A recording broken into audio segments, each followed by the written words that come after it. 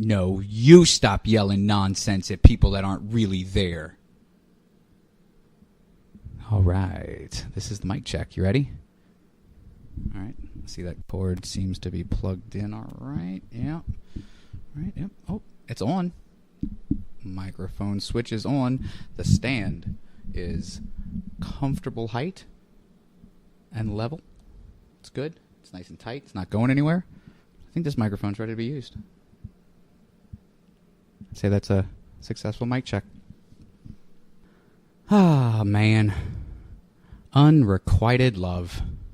Webster defines the word unrequited as feelings given but not returned, especially pertaining to love. You gross stalker fuck. Why don't you just get the hint already before I call the fucking cops? And you'd better stop stealing my fucking underwear? Wow. Webster was a crazy show, wasn't it? Which seems to segue me into one of my literary nerd shower thoughts that I had while I was on hiatus from showers for a bit. Who was I trying to impress? Your mom? Anyway. Do you guys think that Romeo and Juliet would have been the greatest love story history has ever known if Romeo wasn't just the hottest Capulet in all of Verona? If the creep peering and leering through the immaculately manicured shrubbery wasn't in possession of cheekbones that could cure cancer, abs that could both cut diamonds and magically create puppies from the ether, and an ass that just would not quit no matter how terrible the working conditions, below minimum wage paid that he got in pesos, and a glass ceiling that would be better referred to as a glass floor, would we still have the phrase, two of the fairest stars in all the heaven, having some business do entreat her eyes, to twinkle in their spheres till they return, so ingrained in our collective cultural lexicon?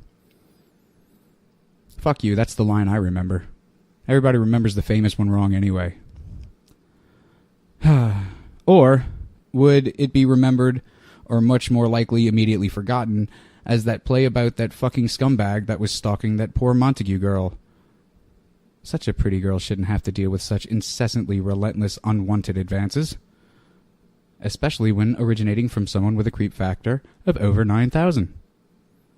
If you laughed at that, you're a dweeb, and I hold a special place in my heart for you. Now, before I spout a bunch of faux psychobabble bullshit that would only get me into trouble, please just allow me to say, if your love seems to fall into the unrequited column, get a hobby. Fill your days with the wonders of butterfly touching, coin watching, and or bird collecting. Living in unrequited territory makes no one's life super cool. You spend your days following her to work, the gym, to her children's school, her mother's grave, while she has to spend her days looking for new routes to work, the gym, her children's school, and the graves of her 12 cats that somehow keep dying mysteriously from chlorine injections.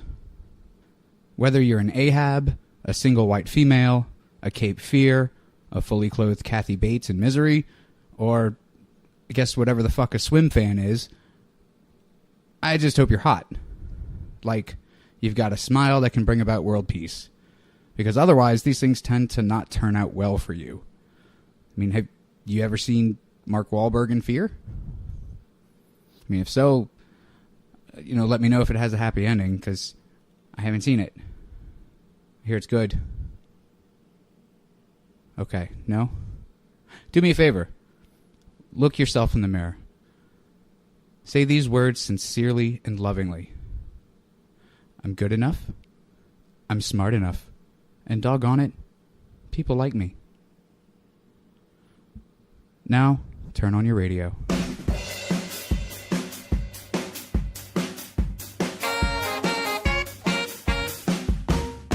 All right, time to dance.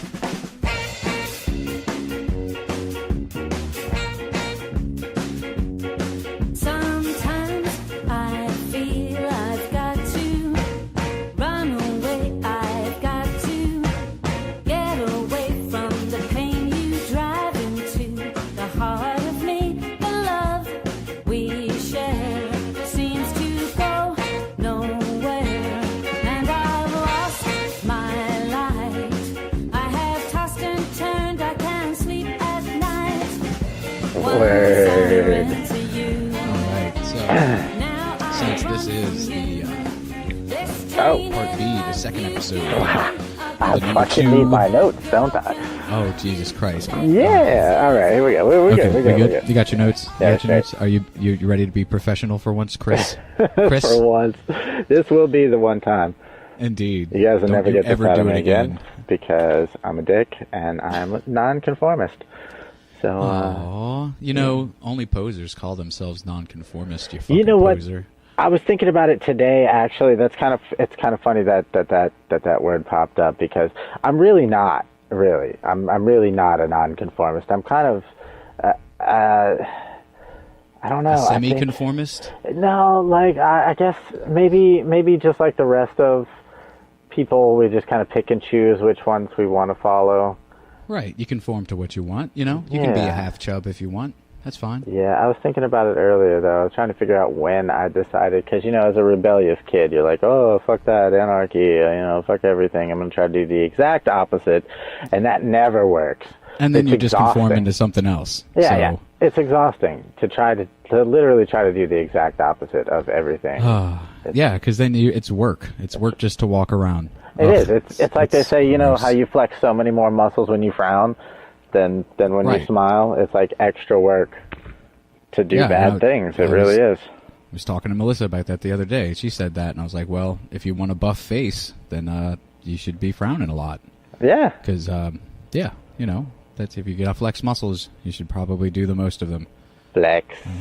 So, since this is the part 2, the second episode, the numero dos, the other words for 2, I think we should just jump right back into the visual of walking up that fucking grandiose staircase that's lined with effigies of the monkey god.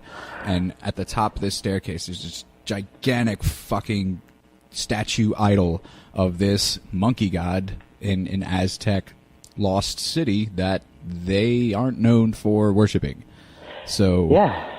I think we jump right back in, and I'm going to pass it over. You did exactly that. That was very, very well put.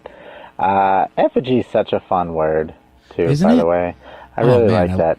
I learned that junior year in high school. Haven't stopped using it. Yeah, no, it's a good one. It's a good one. I am a fan of the thesaurus.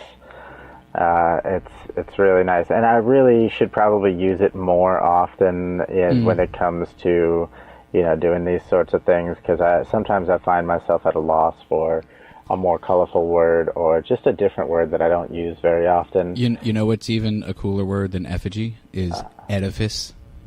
Yeah, that's an interesting one that for some reason my brain can never keep a handle on what it actually means. I like edifice because you can say that you're erecting an edifice, and I like saying erecting. So yeah, so that's that. Well, that is that, and apparently some of these ancient people erected their own effigies. They weren't edifices, or is it a P or an F? Edipede. Let's go Edipede. Okay. Yeah, sure. They weren't Edipedes. Or edifices. But they were effigies. Edifices? We do this way too much. People are going to think we're stupid, Chris.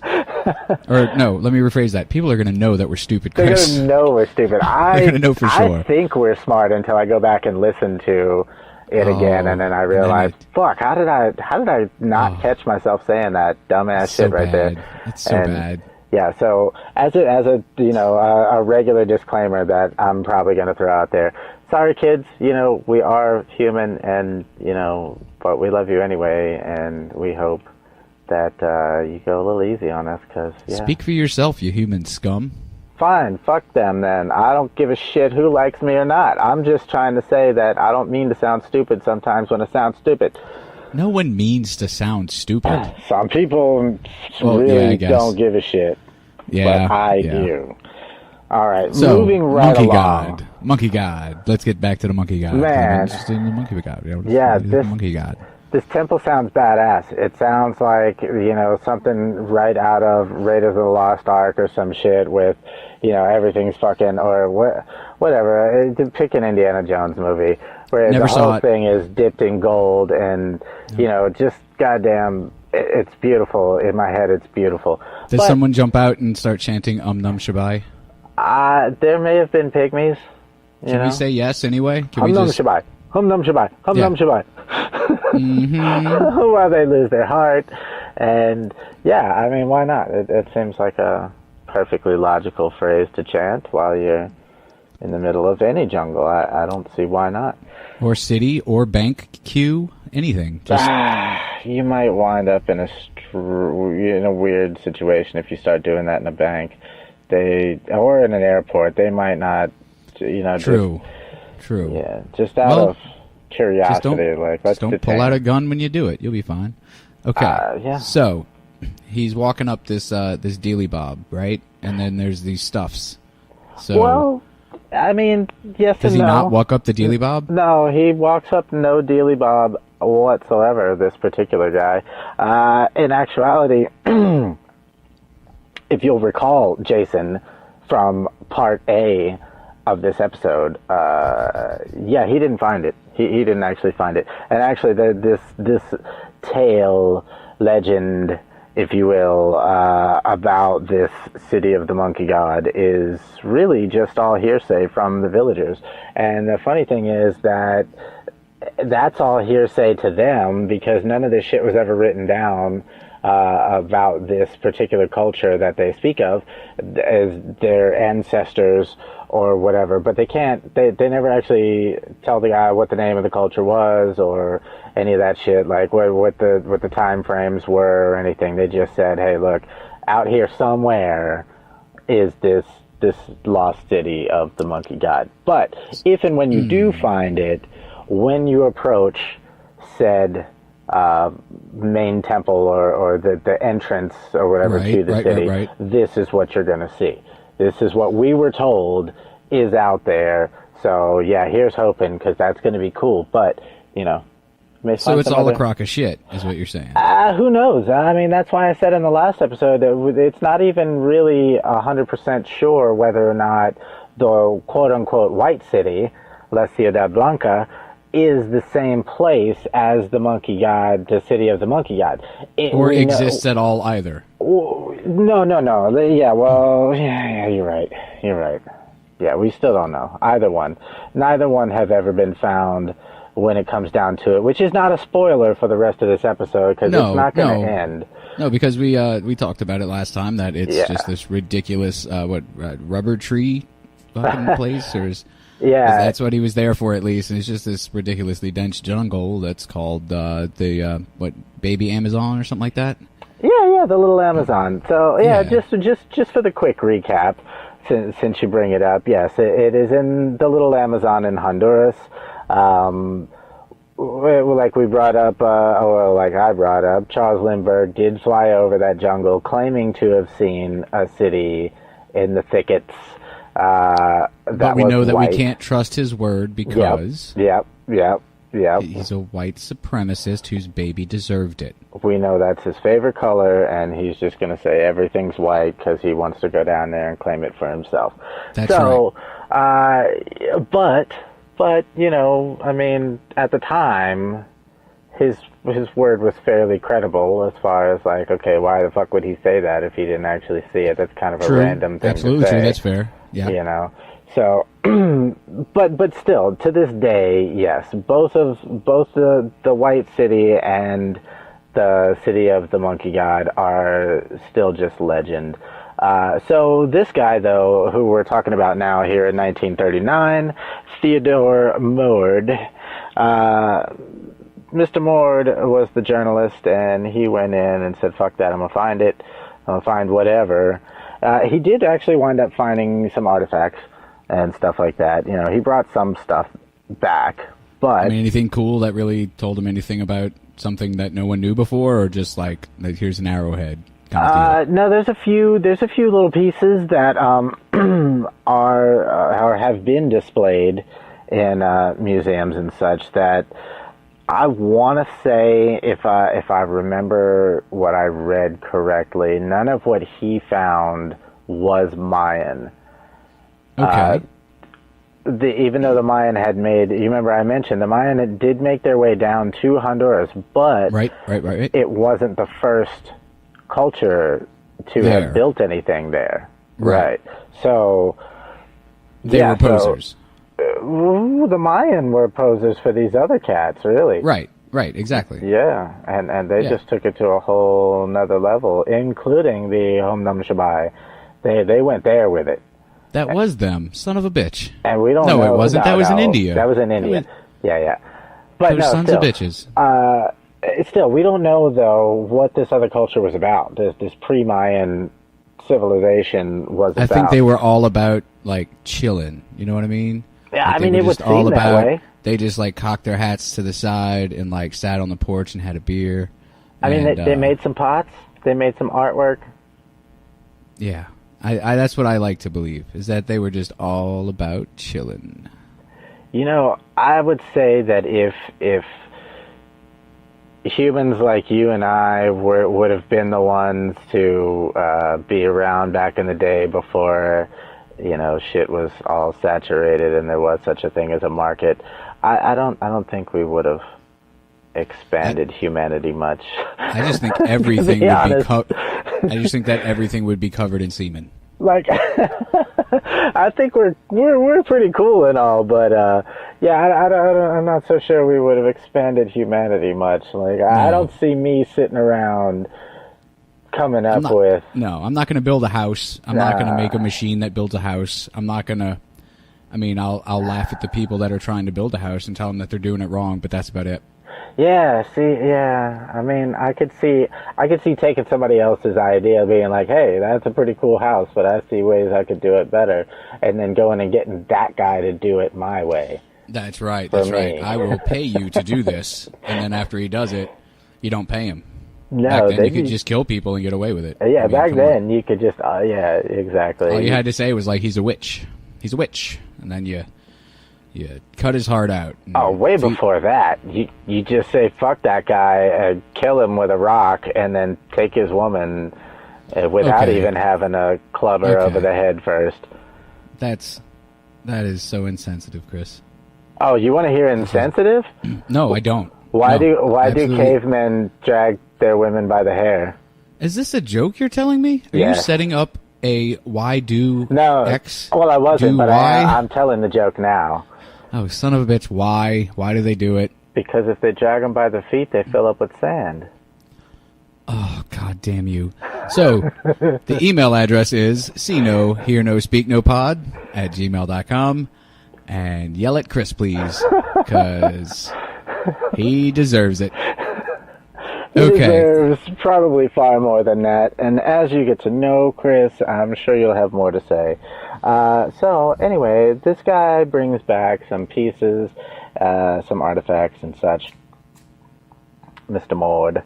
And like I said, though, I don't recall 100%, so don't quote me. I'm probably lying, but if I believe he brought back some pre-Mayan artifacts. So these things are pretty cool, none of which was found in any kind of structure or anything like that. They don't actually really go, I read several articles, they don't actually really go into, like, the part of his story about how and where and, you know, Gotcha.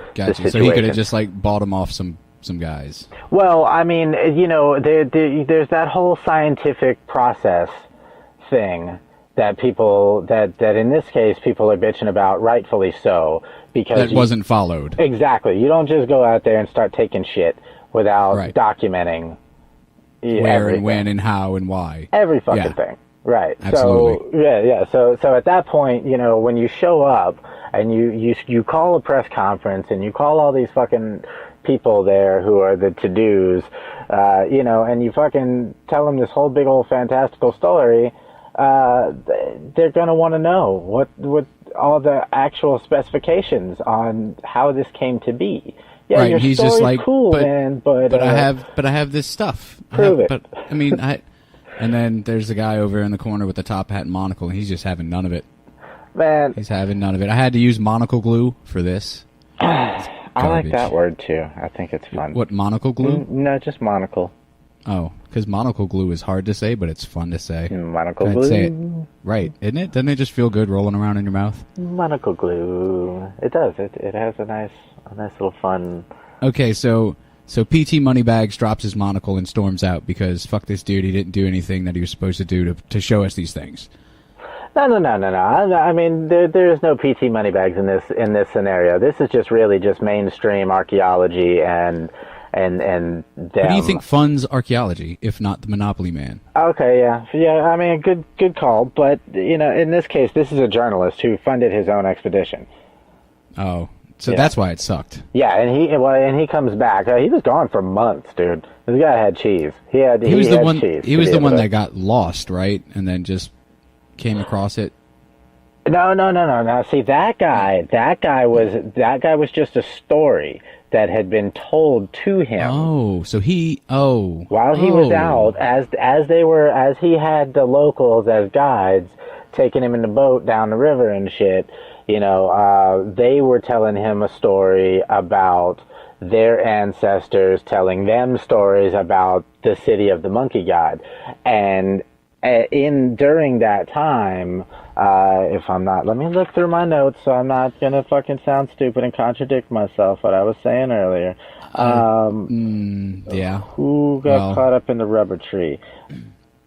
Who got caught up in the rubber tree? It just sounds like a 70s folk song. Okay, actually no, that was 1927. That was Edward Kanzimius, the ethnographer from Luxembourg.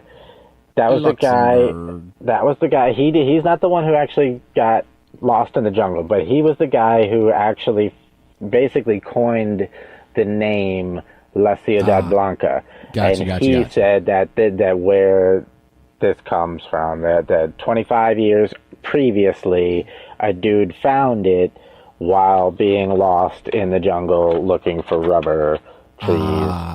And he was like, I wasn't the dumbass, I swear. But even that guy couldn't tell anybody where it was. Right, because he didn't know, because he made it up. Right, well, but maybe he heard Lindbergh's story. I don't know. There's several years in between this. But now, given another 12 years later, this dude, Theo Mord, comes back, right? And so, like I say, he calls this big-ass press conference, tells them that he found the lost city of the monkey god. He tells them this whole giant fucking story that's so vivid and, just exactly what you would want to see in a movie about this situation. But, right. Like I said, he only brings back a few artifacts that he could carry, and when asked where this place was, he basically avoided the question. He beat around the bush in the attempts to get people to understand. Look, I don't want to tell you where it is because I want to go back with my own party and people and start excavating because myself. That is how archaeology works, Chris. Well, keep it a secret. Sure, and that makes perfect sense. But it's not much of a secret if you're calling a fucking press conference.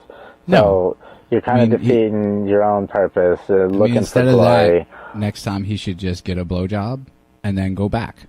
Mm-hmm. He gets his self-gratification, and then he can go back and look for the shit and come back when he's ready. Mm-hmm.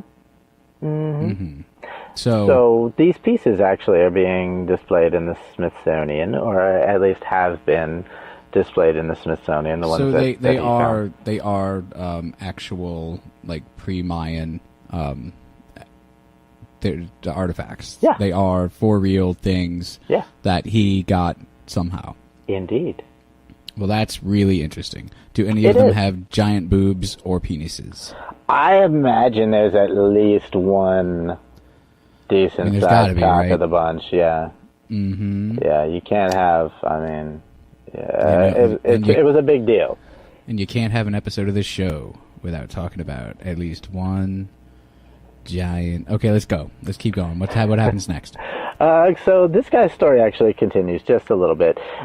There is actually some speculation upon this guy's story. That he was a liar? Well, yeah, of course that he was a liar, sure. But the reason that... Okay, so let me just... I'll break it down this way. A few years prior to his story, what movie came out? big movie that goes along with this whole scenario type of scene. I forgot what year it was. It was rhetorical. It was actually King Kong. King Kong came out. Oh, well, you can't ask a question and then not want me... You son of a bitch. It was rhetorical. I was thinking, I was like, should I know this? Is No. Chris actually asking me this? I really did not expect you to know this, no. Okay. So you got King Kong, and you think about the situations and stuff that happens in King Kong, and then you get, archaeology really is still fairly infant.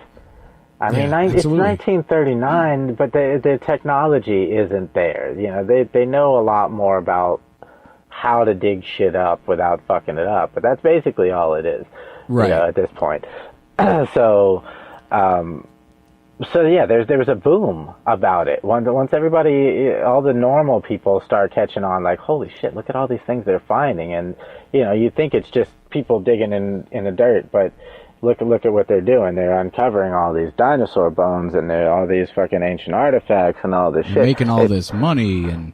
Yeah, and it's Americans doing it too. It's not just, hey, we found a pyramid in Egypt. Look, USA. USA. Well, thanks to the USA, when they find a trend, goddammit, it catches on to the whole country. Like, it's often called a fever. Within days. It's insane. So, that's right. Wait, remember when we were in high school and the news insisted that kids were having rainbow parties where a dude would go to a chick's house and there'd be a bunch of chicks there with different colored lipstick on and they'd all blow him and then his dick would look like a rainbow?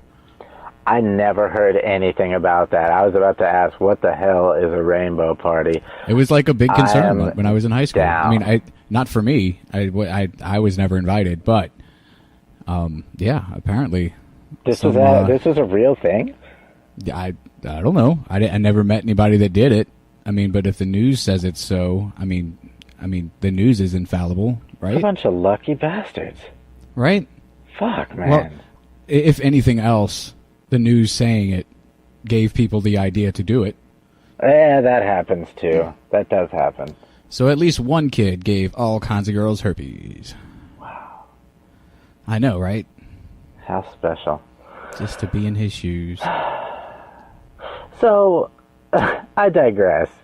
The point of that whole shit was just to say that there's some speculation that a lot of this guy's story is all based on, just piecing shit together, and King Kong being a big factor in that. This whole, America's now knows that there's a rainforest. Oh my God. Now we also know that archaeology finds things everywhere in the world, not just in the desert or wherever the fuck giant rock structures are sticking out of the ground that you can't miss because they're not buried. Anyway, yeah, so that's it. This is, people are just basically calling him out, just calling him bullshit.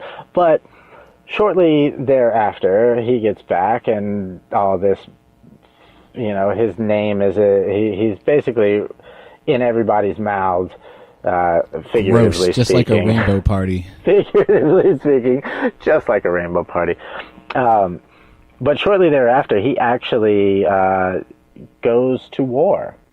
If you say died of dysentery, I'm going to be so happy. That would have been, well, pretty much. That's what I was going to say. Right along. Shortly later, he died of dysentery. And you can do that in war. That happens. I imagine. Depends on what country you're in. So he went to war for But no, this is even better. Where? So he goes to war, World War II. He goes into the service and does his duty for his country. He becomes a spy. Duty.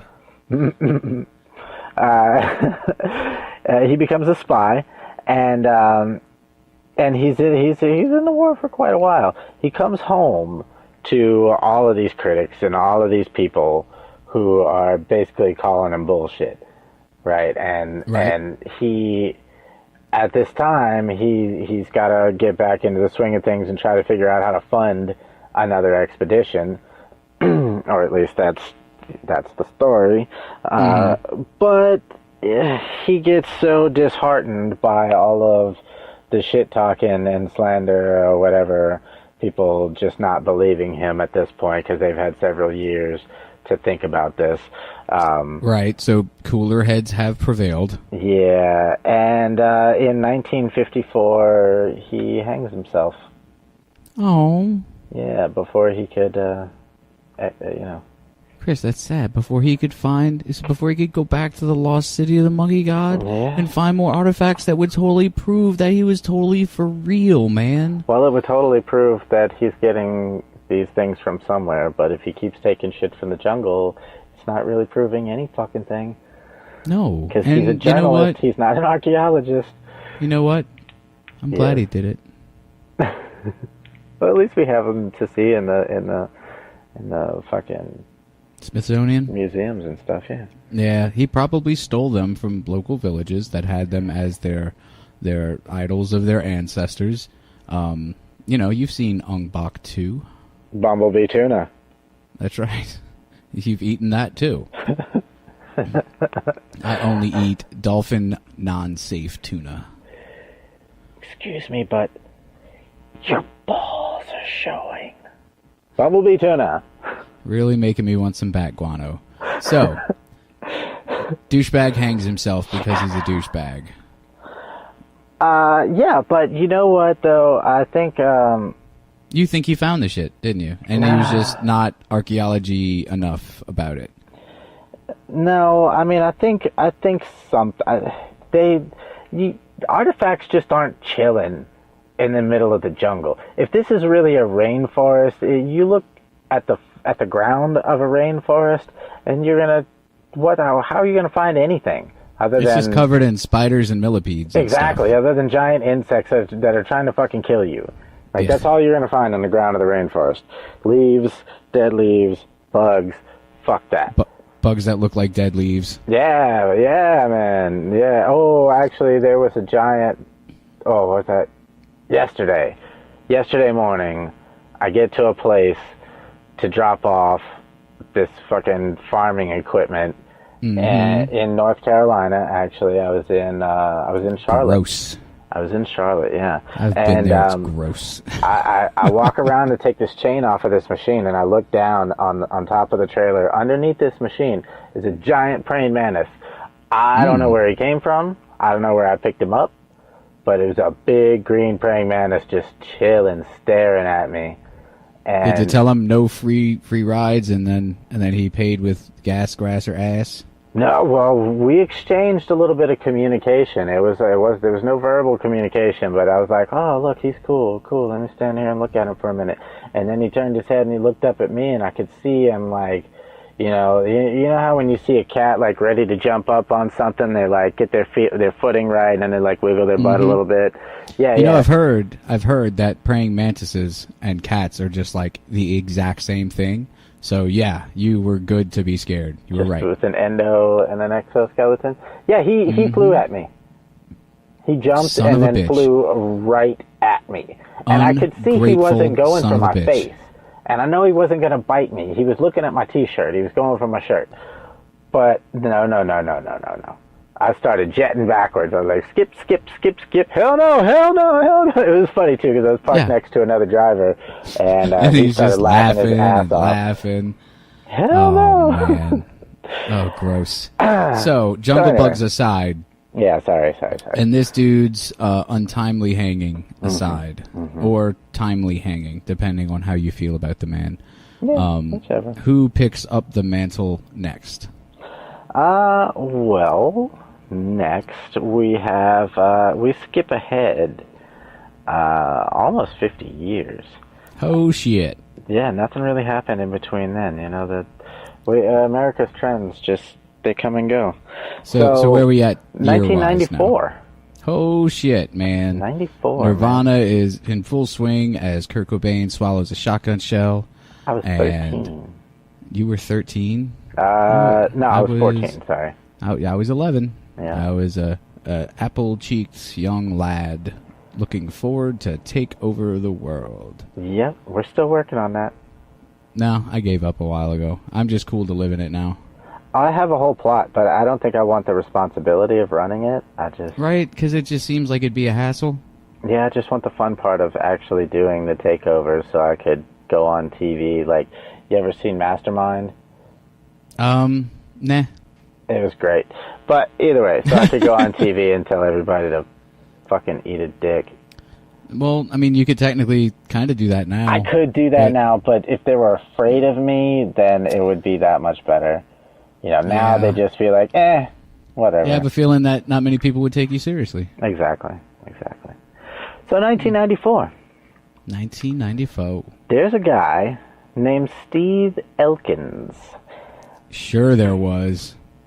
There still is. Oh, well then, good. No, he's still alive. So Steve Elkins is a documentary filmmaker. Mm-hmm. And his early days, his intro to the idea of, treasure hunting and amateur archaeology and, adventuring and shit like that, comes from, being a documentary filmmaker, and, sometimes he does nature films and stuff like that. And he wound up doing a film about an explorer, just an adventurer, and documenting, parts of whatever he had to say, his story and stuff like that. And anyway, this guy shows him a book that he comprised over his years of exploring. And he skips to a place. What he wanted to show him was that he's got a list of 50 things that he's either done or still wants to do. So basically, it's his checklist. Okay. His fucking adventurer's bucket list. And one of and it wasn't just like, okay, just write the name of something and then move on to the next line, write the name of something else. Right. No, he wrote about it. He actually told the story about it to basically, I don't know, I guess, whenever he reads over his own book, it like hooks him all over again. He's like, yeah, that's why I like that place. And the number one thing that was on that list was meet Kurt Cobain, and little did he know he would never get the chance. That's way better than what I thought you were saying. I heard meet Kurt, and I was thinking meet curtains, and my mind went to just... Your mind is a terrible, terrible, scary place, Chris. It can be. It certainly can be. It can be a lot of fun, too, but in this case, I'm sure you have fun there. I was jumping ahead a little bit there, and what you said was totally different. So he's got this list. He's got this bucket list. He is Morgan Freeman and Jack Nicholson. All in one. All together. All in one. Cool He's got guy. the charisma of Jack Nicholson. He's got the voice and freckles of Morgan Freeman. Yep. And he is half black, half white. Like straight down the middle, though. Like not like a mix. Yeah, no, not like a mix. I'm helping the listeners get a good mental picture of who we're talking about. Yeah. Steve Elkins. Cool guy. God, I hope Steve Elkins doesn't listen to this. I hope he does. This is going to be fun. So, in this book, one of the stories, and this was the one that really hooked him and kind of like turned his brain on to the idea of him doing it himself, because he's already got, the means and the opportunity to go and document himself while he's doing these things. Right. So it all fits in together. It's like, the peanut butter and the jelly. So, yeah, one of the stories, the one that hooked him, was the story of La Ciudad Blanca.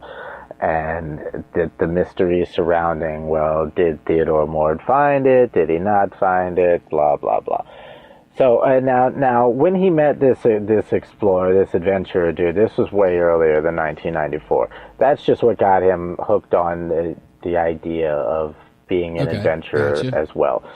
1994 is when he put together his own first expedition. Mm-hmm. Shortly after meeting Kurt Cobain. And killing him. Ooh, I don't know. It's slander. That's what we're known for. We got to give it to the people. I just don't know if it was this guy that killed him. I won't be happy until we're sued. All right, well, let's... Shit. We got some work to do then. Let's keep going.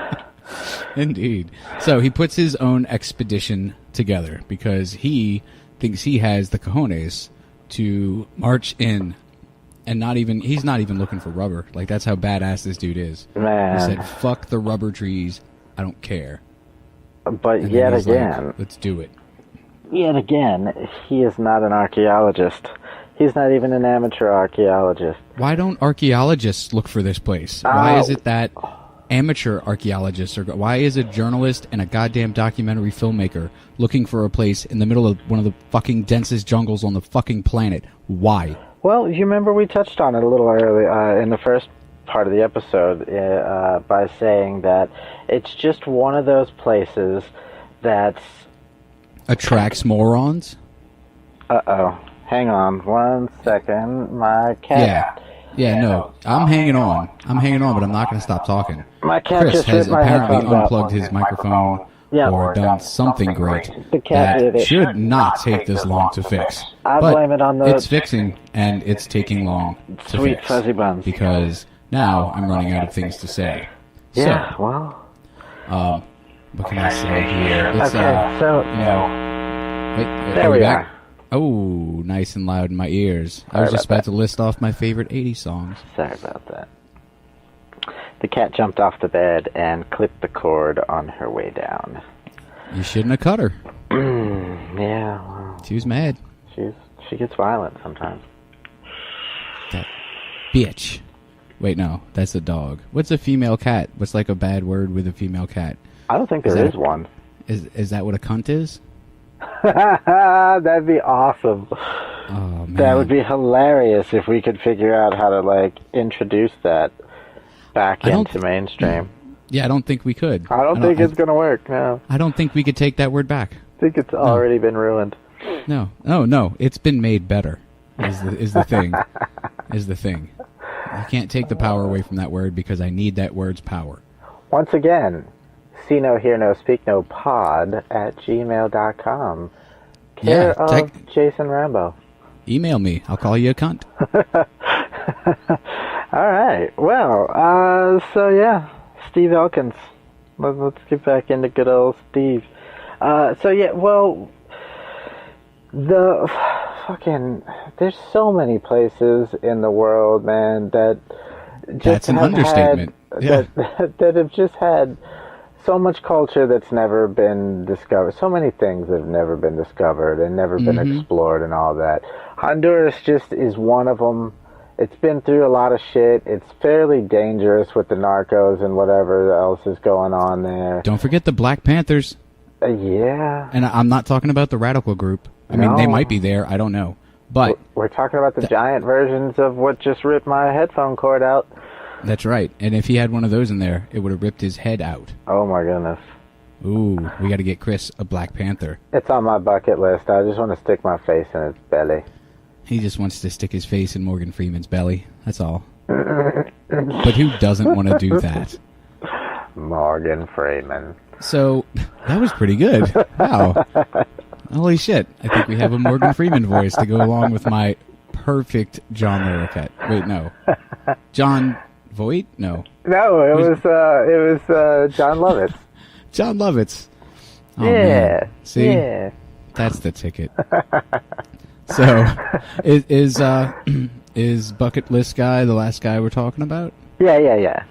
Oh, so no one found anything, and believe it or don't. We still got story to tell, man.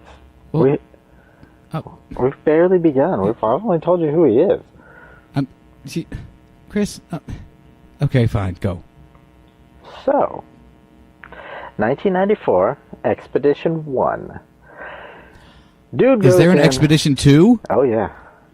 This stupid son of a bitch. I love him already. There's multiples. Oof. Yeah. So, Expedition 1. He goes into the fucking jungle, man.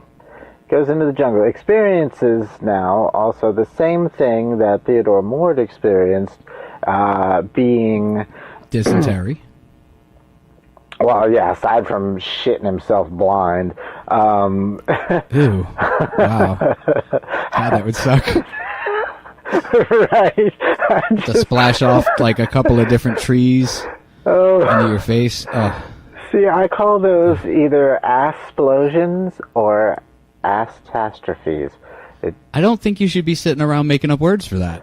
I make up words for everything. I think you could be better spending your time. I walked into one day, not directly. You walked into an ass-splosion? Not directly, personally into. You weren't like in the line of fire, right? No. But I did walk into a stall and just try to really figure out how this was done. And not touch anything, and just. So you were playing detective in a ruined bathroom stall. Yes, I'm naturally that guy. I just kind of curious as a cat all the time. Yep. Mm-hmm. Ask my girlfriend; she knows all about detective. You watch too much Dexter.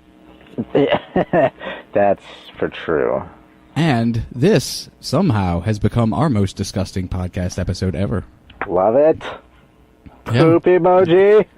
John Lovitz. You're right. All right. So, homie pretty much does the same thing as Theodore Mord.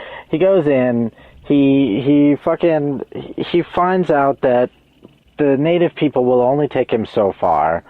The landscape will only allow the boat to go so far. Mm-hmm. The native people only going so far. It's part of their whole thing. Certain places are cursed. Certain places are sacred. They're native. They don't. There's really just a bunch need of reason. red tape to cut through. I get it. They don't really need a reason. You're not gonna fucking force them. If you do, right. It's not fun. That's not cool. So he gets to a certain point, and then he just wanders off on his own. Which is probably the most intelligent thing that a non-archaeologist could possibly do in an extremely dense jungle. Am I right? God. Is that not just fucking genius to be like, oh, so you guys won't go past this point? See ya. Oh, no. In Hollywood, it makes perfect sense. In real life, because, you're a fucking moron. Because fucking Rambo's not going to jump in and save him. No. He's not running from Predator, even though we don't know that for sure. We don't know that. Yeah, that's speculation. We don't know that for sure. That's right, because Predator is invisible most of the time. He liked the big Amazon. Why would he not like the mini one? That's right. That's the thing about Predator. He likes the Amazons. Yeah, man. And killing people. It's good hunting grounds. And there was that time where he lived in the city, and he had that apartment with that chick that he was kind of into for a while. Uh-huh. And then they whacked skulls together. Yeah, and then they just, fell out of love, but they still loved each other. They just weren't in love. And then he whacked her skull. And then grossest episode we've had yet. So, Expedition 1, he goes alone after a point, which is fucking stupid. But, more power to the man. Yeah. Yeah, we make jokes, kids, but no, this really is just fucking monumentally retarded. Is fucking stupid. This is fucking stupid. It's not a good idea to go into the jungle by yourself. So, but he does it, and then he runs out of money, and the expedition can't continue. So what was he spending money on in the middle of the jungle by himself? Food, man. Well, not spending money. He ran out of provisions and stuff. Oh, okay. I got you. I was like, is he, I don't know, paying big cats to blow him? No, there's a casino out there. Is it an Indian casino? Well, Mexican Indian. The Mayans. Nope. That's a deal breaker. They built a casino.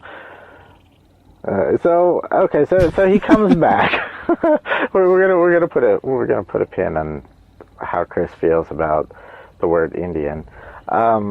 Native peoples. I'm sorry, Chris. No. It has nothing to do with racism. I don't care about that at all. It's actually very racist. Probably very racist. I actually just said this to my girlfriend earlier today about it. You know what? No, we're not going to stop you. I'm going to stop you because if you had a conversation about how racist the thing you're about to say is, I don't think you should say it. No. It wasn't a conversation about how racist it was. It was just the statement. And then after I said it, she was like, wow. Oh, okay. I mean, I get it, but wow. See, that doesn't make it better. Just because it's true doesn't... What should make it better? Chris, can we... Fine. See, now I want to hear it really bad, but not here. Not here. This is not the place nor time. It was complimentary. And that email address, again, is see no, hear no, speak no pod at gmail.com, care of Chris Barrios. I'm your buddy. Really, I am. It was complimentary, albeit racist, but complimentary nonetheless. Okay. I am lost in the jungle of this. Moving right along. So the dude comes back. He runs out of food. He runs out of fucking bug spray and goddamn whatever. His fleshlight needs to be cleaned in potable water. I don't know. You can put that in right in the dishwasher. In the Amazon? Yeah, good idea. I mean, if you have a dishwasher in the Amazon, yeah, you can. I mean, I guess he could have boiled river water, but... you know what? I still don't think I would drink boiled Amazonian river water. Oh, no. I just meant to wash his fleshlight, not to drink. Fuck that. Not even that. They have those those little fish that swim up your pee stream into your pee hole. That's the real Amazon. I don't know about the mini Amazon, though, if they have. Well, then they're even smaller there. They got weird shit like that. Yeah, I would assume so. I would assume that everything is just a little smaller there than it is in the real Amazon. I would just pee myself. I'm not taking my dick out in a rainforest, period. Oh, you're missing out, Chris. You're missing out. I'm not doing it. There's too many possibilities, too many uncontrollable elements and factors in this equation. If there's anything I will not do, it will be to expose my I have seen Cannibal genitalia. Holocaust, and there was a lot of white genitalia exposed in that movie, and it did not turn out well for those precious young white kids. You are just an interesting character, aren't you? So, well, another guy that was an interesting character is this fucking Steve Elkins dude. I'm looking at the timestamp, and you've been trying to tell me about him for almost 20 minutes. Fucking Steve. You're going to love him, though. He's our buddy. So, okay, Buddy Steve. Buddy Steve. Steve the homie. So he comes back, right? But not 100% empty-handed. Not 100%. Technically, literally empty-handed, yes. He was all out of fucks to give. He just didn't technically have anything physical to come back with. But he had stories, let me guess. Yes, just one, but it wasn't ridiculous and fantastical. And this one was actually corroborated by the other people who were actually with him on foot. So what he found was a boulder. In the middle of nowhere. Oh, joy. Dense jungle. He found this giant fucking rock. But on the rock, there was a carving. It wasn't a bas relief. It was just a regular line carving of a man with a headdress. He had a stick in his hand and a bag with seeds that were falling out. So, yeah, that's saying some pretty interesting shit there. That really is. That's saying that they cultivated the land, and that's, I'm guessing, supposedly pre-Mayan as well. Yeah. So yes, indeed. What he's saying is that this pre-Mayan culture, whoever they may be and wherever they may have been located within this jungle, cultivated land and weren't hunter-gatherers, which is pretty, that's pretty big. That's kind of crazy. Yeah, it's pretty big. And it also means that they were fairly, widely spread out.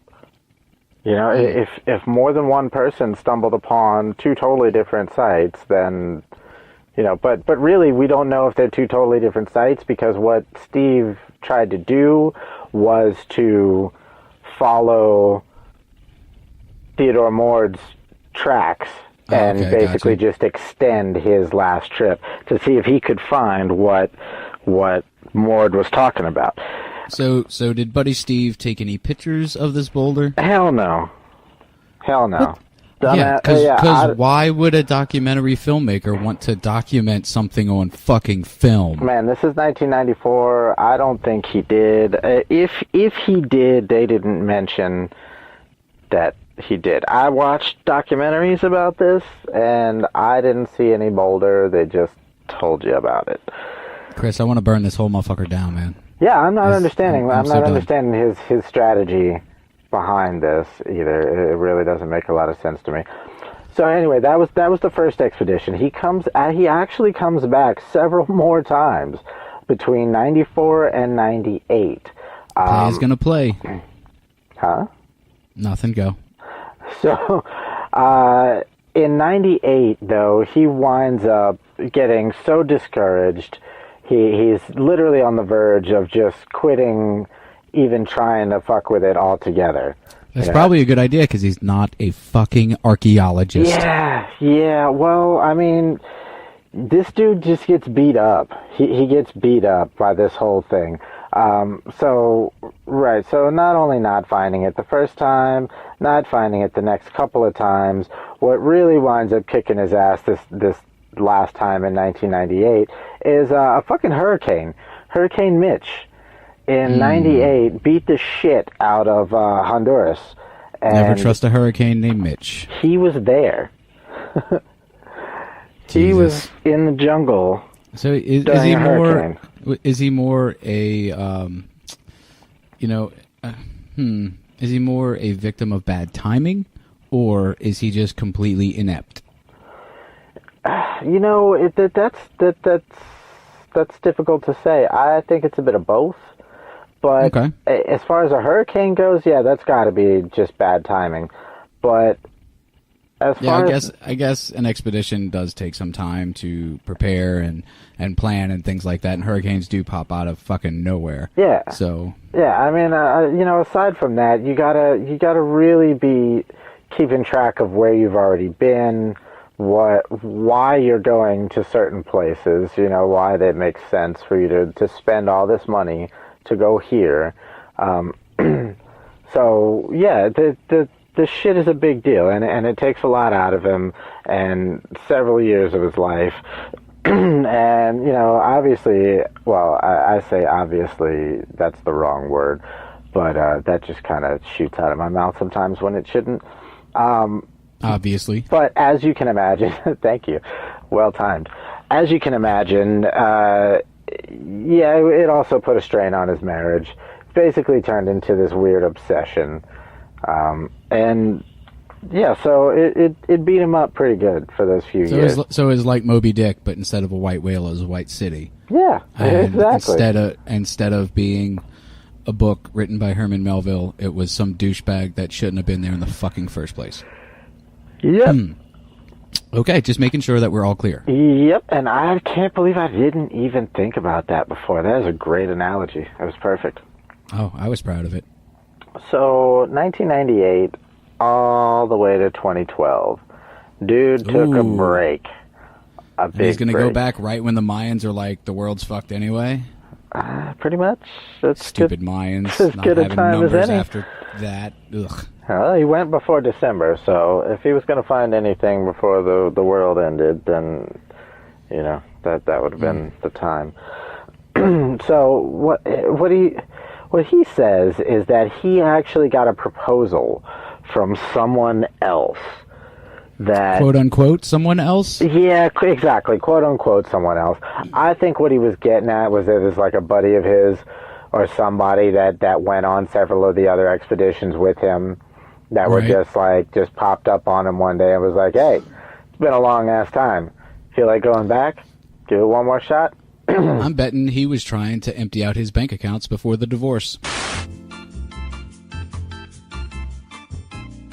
Hey, everybody. So, something happened. Something spectacularly catastrophic happened. We recorded an entire hour-and-a-half episode, and then Chris says, what did you say to me, Chris?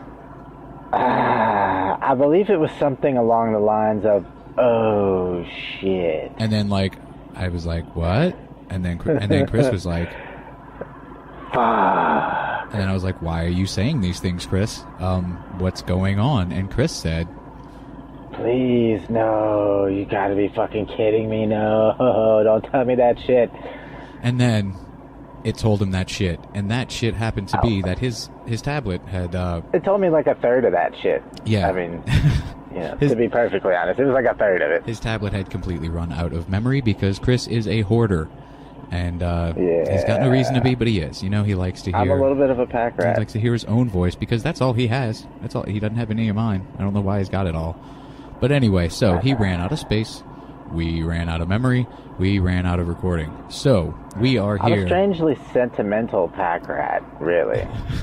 Like, I'll keep weird little things that I find along the lines, along the hanging out with people and just weird experiences that I have and shit. I still have, like, a rock from hanging out with this one chick, like, fucking 20 years ago and shit. Chris, somewhere in a box or some shit. I don't know.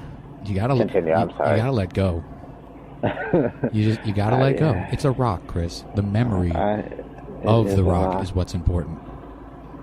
Yeah, but my memory bank is not as big as it used to be, and in order to make room for new shit, I gotta push old shit out.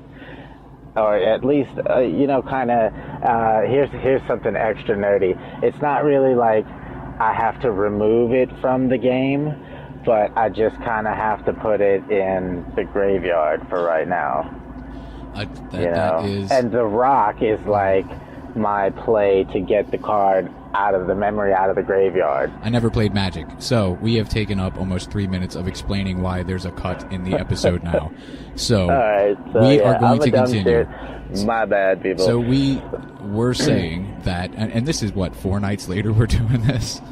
Yeah, we were supposed to be the next night. We record so fucking late. Fucking busy hey, man, all the time. I have pool. I don't know what to tell you. Somebody's got a life. I know. And it's sad. It is. A woman he actually gets to see and all of that. Oh, actually, speaking of a woman... Are we speaking of a woman? No, but I'm about to because I went back and listened to the last episode, and just a clarification because I mentioned Detective Chris and how if you want to know about Detective Chris, you can always ask my girlfriend, and that was I meant that in no kind of shitty way at all. I'm really not a dick. I am a dick, but I'm not a dick like that. Like, I'm not. Okay, you're just digging holes now, buddy. Because no, fuck that. Fuck that. I'm just saying. I didn't think it. I don't think anybody else thought it. At heart. It has nothing to do with. No, but I'm curious, saying like that's the only person that knows about it. Really. Oh. She's the only person that knows about it, Chris. Okay. No, we're good. No, I'm not. No, it's fine. No, Chris, it's fine. But not because I'm a... Chris, it's fine. Whatever. You don't respect me, Whatever. And that's okay.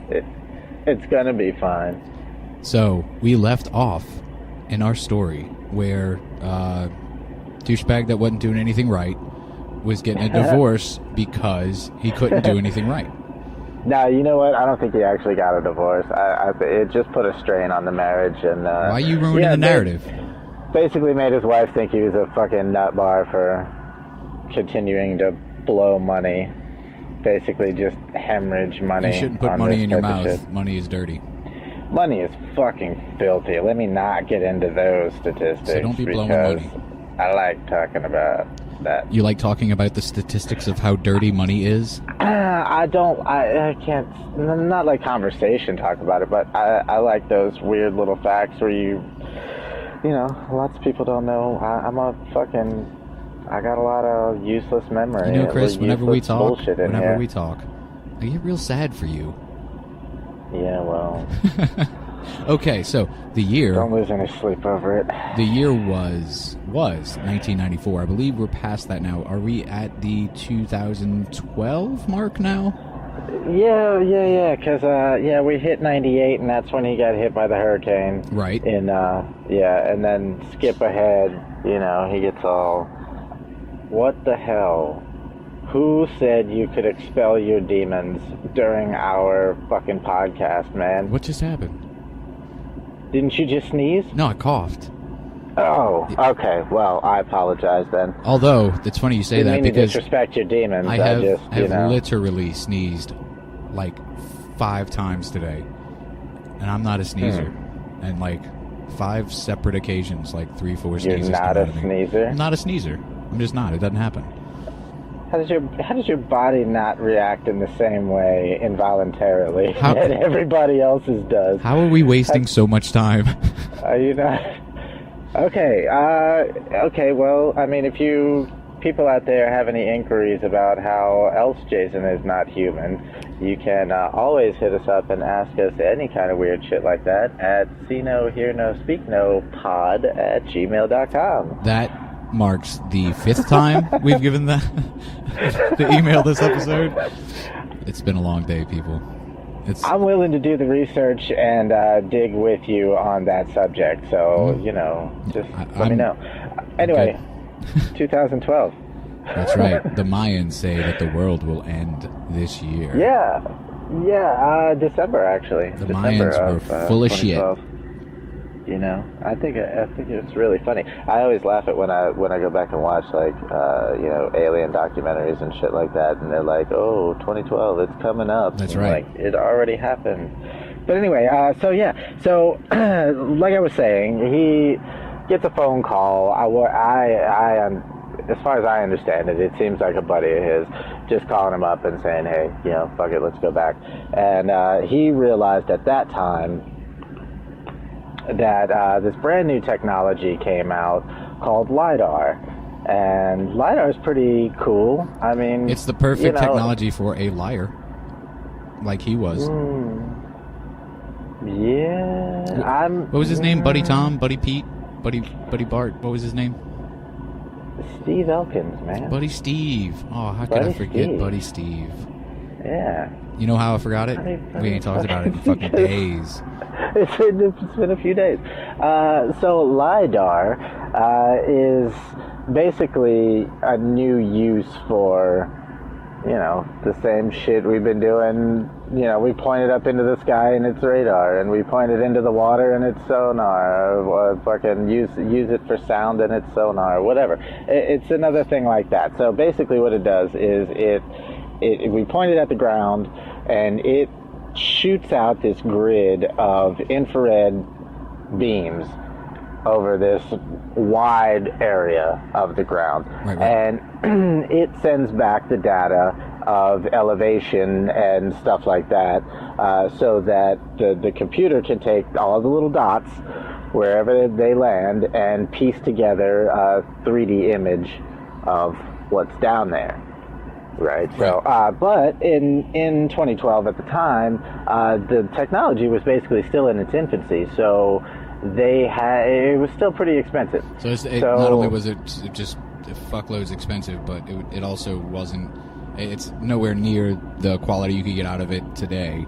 I'm sure. Yeah, I'm sure it wasn't, and I'm sure it's huge and bulky, which is why he actually had to stay when they went up and scanned. He actually had to stay on the ground. Yeah, that's why he had to stay.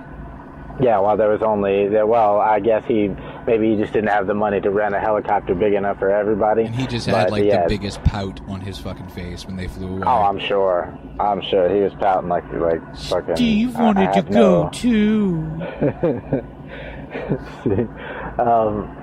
That's one thing he did mention though, that he was a little about having to stay, and only the pilot, the LiDAR tech, and the equipment could fit.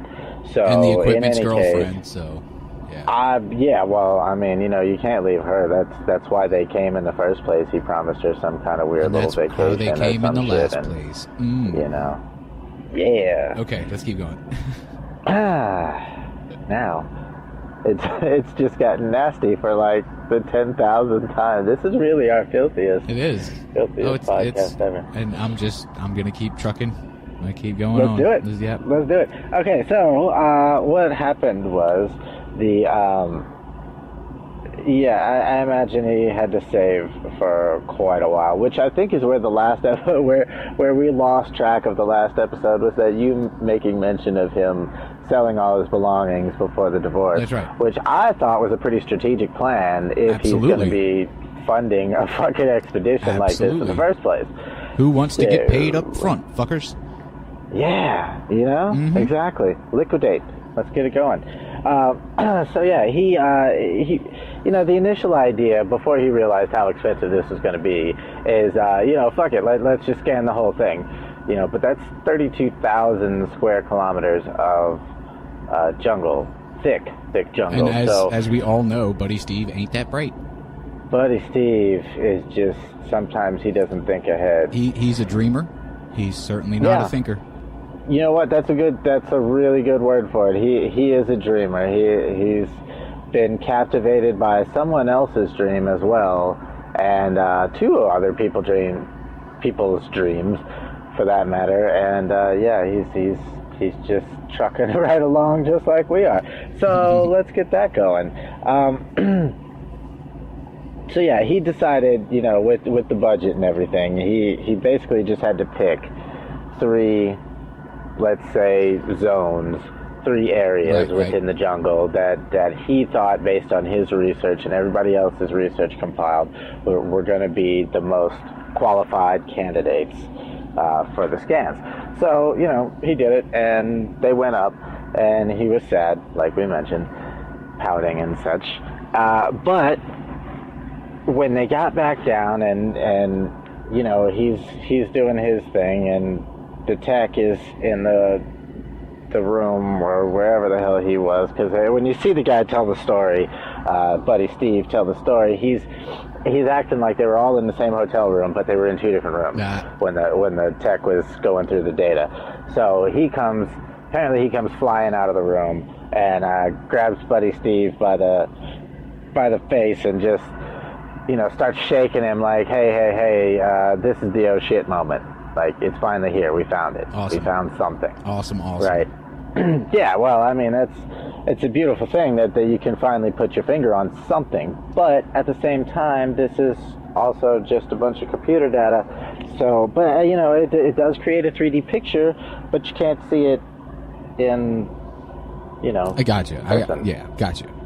So there's still work to be done. At least you can put your finger on something that is clearly not man-made. There's fucking something there, and it probably shouldn't be in the jungle. So, well, yeah, because what they found, what they noticed on the image was two very large rectangular, let's say, structures, for lack of a better word. We could see right angles, we could see flat surfaces amongst all the trees and such.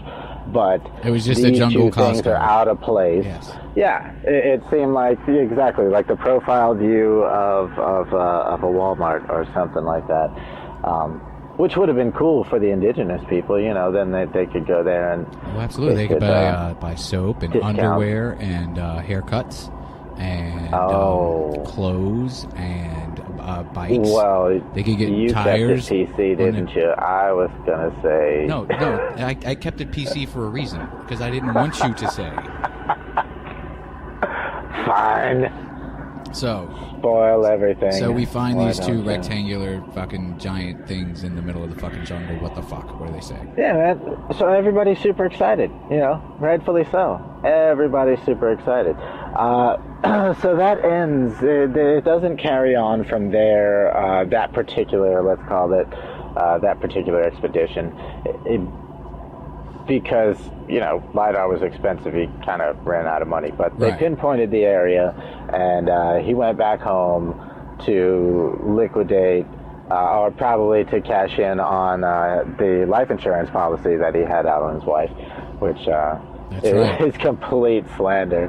No, it's a theory.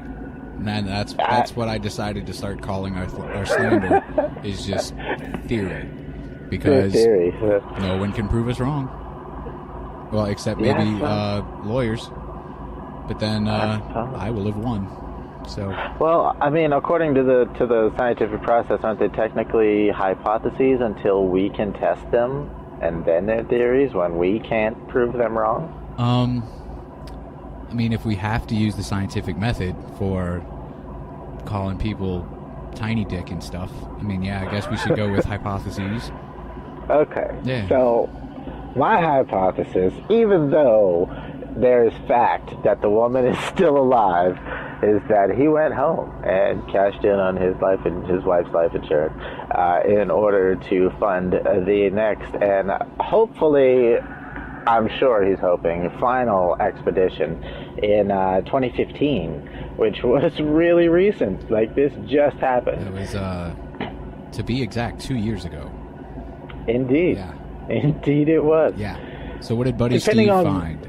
Depending on when our listeners are actually listening to this episode. I am going to nuke every episode 3 months after it goes out. Well, no, I'm just saying, you're making mention of when it is. Oh, yeah. Now, because maybe when one listener listens to this episode, it could be... No, that's what I'm saying, is they won't get the chance. 2025. It's gone. That would be cool. It's gone. Yeah. No. Totally. No, I totally have gone. to destroy. And so is his wife. Aww. No, she's totally alive. Just fucking The around. funny thing is, But, do you know that for sure? Do you know that she's alive for sure? I really don't know. I've not done See? the research to find her by name, as in like looking for an obituary or anything like that. But when you see the documentary on it, the guy says, "I'm sure you could ask my wife, and she would tell you I'm crazy." Her. Okay, let's get off the dead wife thing. Let's keep going. All right, 2015 takes him 3 years to gather the money to come back. But to be fair, it's rightful.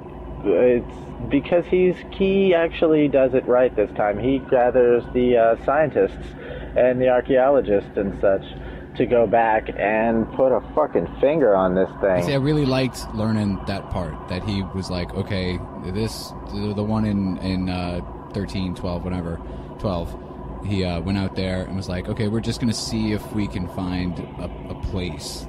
But, you know, that's all we're going to do. And then once he found the place, he went back, he got the money together to actually hire people who know what the fuck they're doing to go back with him and do what I'm hoping he just filmed the whole thing when they went back, because that's all he could do competently, apparently. He is a documentary filmmaker. He did film a lot of it, yeah. I wouldn't say the whole thing, like reality show, the whole thing, which is obviously what he should have done, because 2015, I mean, fuck, we've been watching reality shows for a long That's time. right. He could have done a whole, point, Jersey Shore cut where... He should have known a lot better. Yeah, where he was getting all the tail. Now, from the documentaries I've seen, they don't show a whole lot. They really don't. No, they definitely don't show who's getting all the tail. No, hell no. They don't show, humping in the jungle or anything like that. They do in Cannibal Holocaust. Ew, gross. Oh, man. And yes, they do have very gross humping in the jungle. It is an experience. Shall we? Let's go. To the jungle? No, I meant to do some cannibal humping? I should say not. I meant sir. on to what happens next. Oh, okay. Anyway, what happens next is that they go back to Honduras with the latest in technologies, a nice little GPS sat phone sort of scenario in the helicopter as well. It can even play Candy Crush. I imagine it could. I imagine. What else are you going to do if you get stuck in the, let's say, a Himalayas or some shit like that, and you're like, wait, I gotta wait. Possibly even, where they are. That you could use that maybe as a... That's pretty remote as well. Yeah, the fucking Himalayas. I don't know, I'm trying to come up with like the most remote fucking ridiculous place you could possibly get stuck and have to wait for a rescue. Antarctica. And Candy Crush would come in handy. Antarctica. I guess. No, there's no guessing. That is the most remote place you could get lost and have to wait for rescue.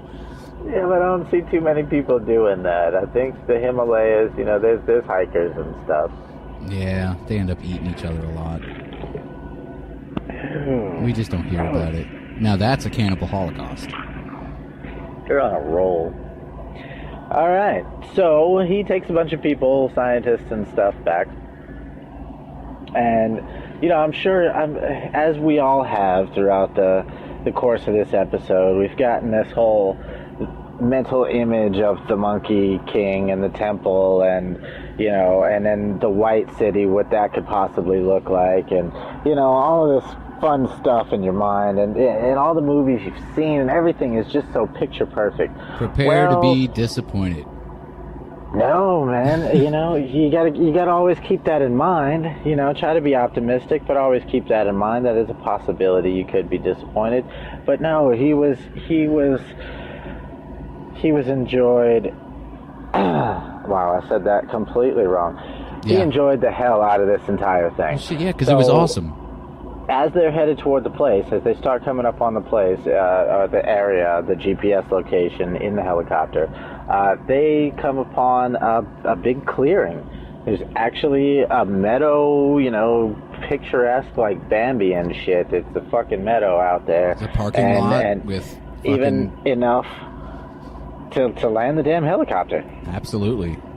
And they set that chopper down all nice and sweet and soft, and then they open the door. They set the chopper down. That bird. And then left foot first touches the ground. Right foot follows. They start to saunter over to where the LiDAR had told them there were structures. And they see... Wow.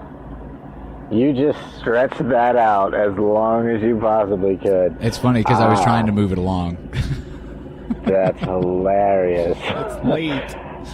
So they find the clearing in the jungle. They set the bird down. They set out to locate these the whatever they saw. And when they get there, it's really difficult to figure out what's happening or what they're looking at, because it's overgrown like a jungle, man. The trees are full size. The shit's been there for hundreds of years, untouched by any human hand. I think we had done the math before, in the last one that we had recorded, and I think we had said at least 6 years. I think we did retard math. It was it wasn't that good, but it was a long time. So the thing is, they found these little stones that were sticking out of the side of the hill, and had they never seen those stones, they would have never seen the fact that this is the entrance to a fucking temple. Not even a temple. It is really the entrance of a city. They found a city. Now, this particular city doesn't have white stones, nor does it have monkey effigies, our favorite word. Nor would it have been visible from the sky for Lindbergh, that lying fuck. This particular one, no, it certainly would not have been. However, there's a good little bit of distance in between those two events, but why you not gotta keep, enough distance why you gotta, for an entire why you gotta jungle. keep standing up for Lindbergh, man? Not at all. I'm standing up for the trees. Save the trees. Okay. Who's up in the rubber tree? Fucking rubber, man. We need it. Mm-hmm. So they find these stones, and they follow the stones. It's not like it's a trail or anything, but they're discovering, like, oh, hey, look what I see over here, and blah blah blah. So they realize this is the entrance of a place, of something, and they go in, and they wind up finding 52 carved artifacts with things like snakes carved on them and vulture heads and stuff like that. And then they had this whole giant debate on whether or not they should just leave the shit there and follow the rules of the scientific method, as far as the archaeological scientific method, and don't fucking touch anything until you goddamn catalog absolutely everything. Right. Has to be done. So because they had to leave. Yeah, but at the same time, if they didn't take some kind of proof back, there would, it'd be the same speculation that everybody's given up until this point. So they decided to leave it there, but they did have some sort of video or photo evidence, right? To take and back. What was their big mistake while leaving? Their big mistake? Yeah, didn't they tell the government or something, or did we already do that one? Oh no, they're leaving to go do that now. Right, that's what I'm saying. Right, so they go and tell the government, right, and this is they leave everything there untouched, but the hard part then was trying to figure out how to secure, then keep the site secured once they do go and tell the government, because it's going to get leaked out, and then people are going to want to go find it. And they all agreed on a keep off the grass sign. Exactly. Beware of dog and such. Just trying to steer anybody that might be out there away from the site. Exactly. Exactly. So right. They go and tell the government. The government gets all excited. They're all, oh my goodness, let's go do this right. You have our assistance and our backing, 100%, let's go do it. Now, sometime in between when they told the government and when they showed back up at the place to begin the excavations, somehow it got leaked to the press. And somehow the press decided that they wanted to announce that the White City had been found. Well, immediately this starts a scuffle, tightening of the bunches of the panties within the archaeological community, saying that, oh no, that's not possible. They're just full of shit, and somehow they didn't do something right, and something, they start trying to pick the thing apart and give the guy shit. Right. Which is completely uncool. Because he never said that at all. Because he's got such a great fucking track record. Well, that's true, but nobody has a great track record, and I think what it is nobody wants to see anybody else win. It's funny when you get into certain industries or politics. Yes. Yeah, the politics is fucking ridiculous, on top of the fact that just everybody is out for themselves, and there's so much savagery, not enough camaraderie, and just it's sad the way the world's going. Fucking, what's next? Anyway, I'm sorry, Chris. I'm not trying to be mean. It's late, and I've been out all day, and I need to take a shower, and then you don't want me to come over there. Well, I mean, I do. I'm gonna bring the Ninja Kitty with me. I have a feeling that that's quite impossible. And she's gonna bite your nipples. She'd have to get in line. All right. Well, she'll head the line stealthily. So these dicks are like, you're a dick, you didn't find it. And he's like, yeah, I did. You guys are dicks because I did. And he's like, but it's not that one, and it's just a better one because I found it. And everybody else is like, nuh-uh, because there's no way, because you're just a dick. And he's like, no, you guys are dicks because I did. And then scene. In the words of an 8-year-old, yeah, that's pretty much what happened. I'm 34 fucking years old, Chris. No, but that's exactly how an 8-year-old conversation would go, away from the parents, so they could actually use the word dick. Chris, I had that conversation with a lady at a grocery store today. Well, she was probably being a dick, because you're one of the nicest people I've ever known. Thank you. Oh. Okay, go ahead. So, continuing on, that's pretty much how it went down, and he had to do this whole fucking statement saying, you know what, you guys are assholes, I never said that, but I did find this, and once they excavated to a certain point, they found out it just keeps fucking going. This shit is a city, and it is definitely pre-Mayan, because none of the carvings or anything like that are suggest Mayan culture in any way. So, but still too early to find to have come to some sort of conclusion on who this pre-Mayan culture could have been. It really is. When you know anything about how the archaeological and the process works, an excavation of any kind is just an arduous, meticulous, fucking ridiculous process. Chris, and it's one thing. What? I just remembered what happens to him and 2 other people. Can we get to that part? Or is it time? Is it time? It's time, right? They excavated. We don't know what it is. They found a giant city. That's awesome, but let's get to the best part of this fucking show. So, one last thing he did bring back with him, as I don't know what kind of proof this would have been, just as proof that he was an unprotected dumbass in the middle of a fucking jungle. But yeah, he brought back a little friend with him, And before you start Everyone thinks it's wondering if herpes. this Everyone thinks it's cute herpes. little, nocturnal creature, a mogwai, a jungle mogwai, or something, or herpes. Wouldn't a shit jungle like that. mogwai look awesome? I think so. Oh, yeah. I think it would. But no, instead he found a friend in this little thing called leishmaniasis. And that is all one word. Leishmaniasis is a happy little flesh-eating parasite So happy. that, it's otherwise known as the black fever. Because? Because it's fucking gross. Yeah, it is. And it can be most easily and commonly spread by sandfly bites. So, those big fucking... Sometimes they're not very big, though, but they're just the most ruthless. It feels like being bitten by a fucking bullet. Fuck, dude, it hurts so bad, and they swarm, and they are...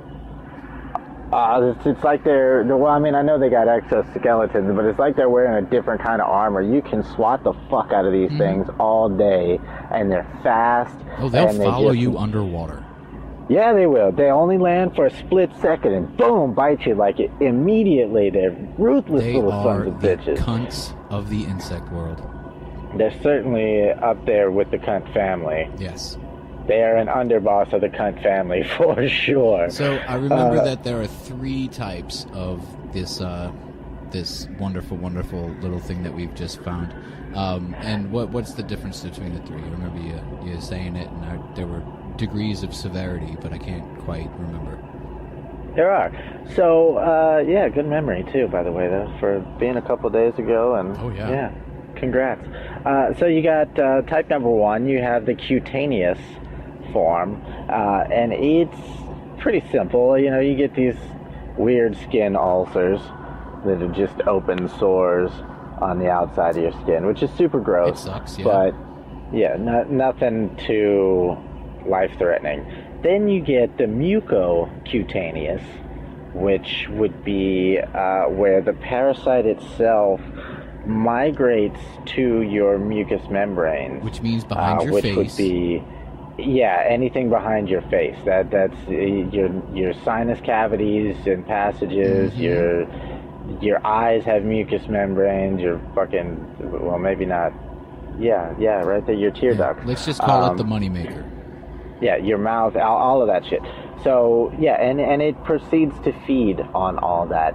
So, left untreated, the mucocutaneous form would literally eat your face off from the inside out, and your shit would just fall right off. And that's the one he had, right? Yes, okay. Yeah, that's the one he wound up with. The third and final, and the cunt of the... certainly not least. The family. This one is the one that is known as the black fever, really, because and it really never gets too far into why black. I didn't catch anything as to why. I'm sure if you saw pictures of what it did to people, you'd probably know. Most likely. Yeah. So this one is everything wrapped up into one. Besides the muco part, for some reason it doesn't attack that here. It attacks something way different and way more detrimental. So you get skin ulcers, you get a heavy fever, you get low red blood cells, which is pretty intense all on its own. I mean, that's what fucking AIDS does. Yeah. Exactly. And then it goes on to enlarge your spleen and liver if left untreated. This thing...